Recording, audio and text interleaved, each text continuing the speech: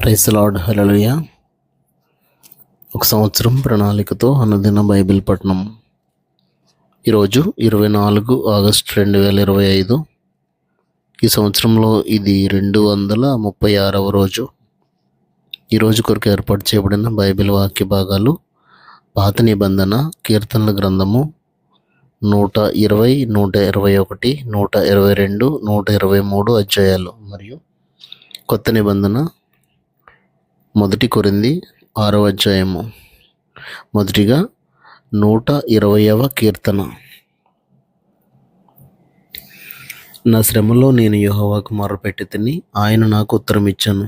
యెహోవా, అబద్ధమాడు పెదవుల నుండి మోసకరమైన నాలుక నుండి నా ప్రాణమును విడిపించుము. మోసకరమైన నాలుక, ఆయన నీకేం చేయను? ఇంతకంటే అధికముగా నీకేం చేయను? తంగేడు నిప్పులతో కూడిన బాణములను, బలాఢ్యుల వాడిగల బాణములను నీ మీద వేయను. అయ్యో, నేను మెషెకులో పరదేశినై ఉన్నాను, కేదారు గుడారముల యొద్ద కాపురమున్నాను. కలహప్రియుని యొద్ద నేను చిరకాలము నివసించిన వాడను.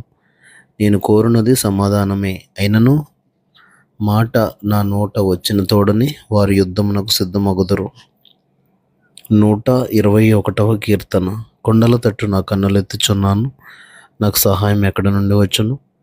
యెహోవా వలననే నాకు సహాయం కలుగును. ఆయన భూమి ఆకాశములను సృజించిన వాడు. ఆయన నీ పాదము తొట్టిల్లనియ్యడు. నిన్ను కాపాడువాడు కునుకడు. ఇజ్రాయేలును కాపాడువాడు కునుకడు, నిద్రపోడు. యెహోవాయే నిన్ను కాపాడువాడు. నీ కుడి ప్రక్కన యెహోవా నీకు నీడగా ఉండును. పగలు ఎండ దెబ్బ అయినను నీకు తగులదు, రాత్రి వెన్నెల దెబ్బ అయినను నీకు తగులదు. ఏ అపాయమును రాకుండా యెహోవా నిన్ను కాపాడును. ఆయన నీ ప్రాణమును కాపాడును. ఇది మొదలుకొని నిరంతరము నీ రాకపోకల యందు యెహోవా నిన్ను కాపాడును. 122వ కీర్తన. యెహోవా మందిరమునకు వెళ్ళుదమని జనులు నాతో అనినప్పుడు నేను సంతోషించితిని. యెరూషలేమా, మా పాదములు నీ గుమ్మములలో నిలుచుచున్నవి. యెరూషలేమా, బాగుగా కట్టబడిన పట్టణం వలె నీవు కట్టబడి ఉన్నావు. ఇశ్రాయేలీయులకు నియమింపబడిన శాసనమును బట్టి యెహోవా నామమునకు కృతజ్ఞతాస్తుతులు చెల్లించుటకై వారి గోత్రములు, యెహోవా గోత్రములు అక్కడికి ఎక్కివేళను. అచ్చట న్యాయము తీర్చుటకై సింహాసనములు, దావీదు వంశీయుల సింహాసనములు స్థాపింపబడి ఉన్నవి. యెరూషలేము యొక్క క్షేమం కొరకు ప్రార్థన చేయుడి. యెరూషలేమా, నిన్ను ప్రేమించువారు వర్ధిల్లుదురు. నీ ప్రాకారములలో నెమ్మది కలుగునుగాక, నీ నగరులలో క్షేమముండునుగాక. నా సహోదరుల నిమిత్తమును, నా సహవాసుల నిమిత్తమును నీకు క్షేమం కలుగునుగాక అని నేనందును. మన దేవుడైన యెహోవా మందిరము నిమిత్తము నీకు మేలు చేయ ప్రయత్నించదను. 123వ కీర్తన. ఆకాశమందు ఆసీనుడవైన వాడా, నీ తట్టు నా కన్నులెత్తుచున్నాను. దాసుల కన్నులు తమ యజమానుని చేతి తట్టును, దాసి కన్నులు తన యజమానురాలి చేతి తట్టును చూచున్నట్లు మన దేవుడైన యెహోవా మనలను కరుణించు వరకు మన కన్నులు ఆయన తట్టు చూచుచున్నవి. యెహోవా, మేము అధిక తిరస్కారం పాలైతిమి. అహంకారుల నిందయు గర్విష్ఠుల తిరస్కారమును మా మీదికి అధికంగా వచ్చి ఉన్నవి. మమ్మను కరుణింపుము, మమ్మను కరుణింపుము.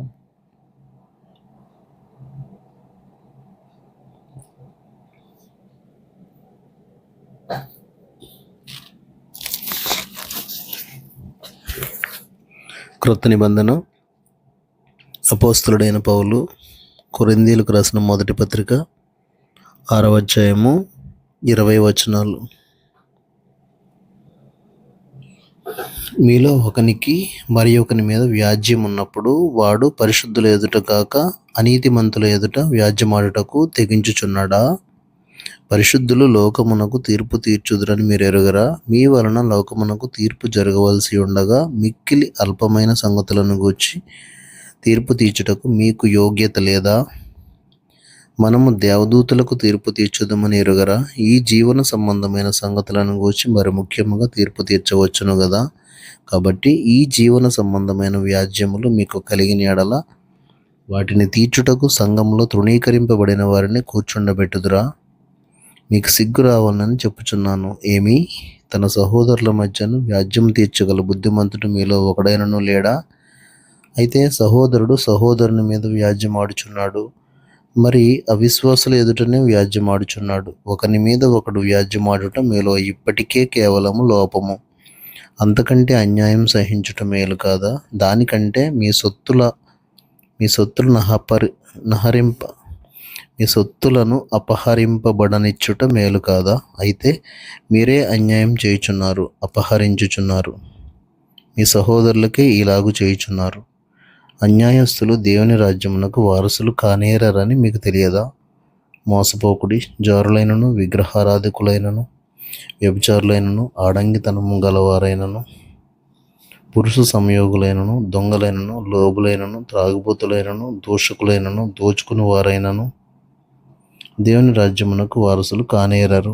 మీలో కొందరు అట్టివారై ఉండిరి గాని ప్రభువైన యేసుక్రీస్తు నామమునను మన దేవుని ఆత్మయందును మీరు కడుగబడి పరిశుద్ధపరచబడిన వారై నీతిమంతులుగా తీర్చబడితిరి.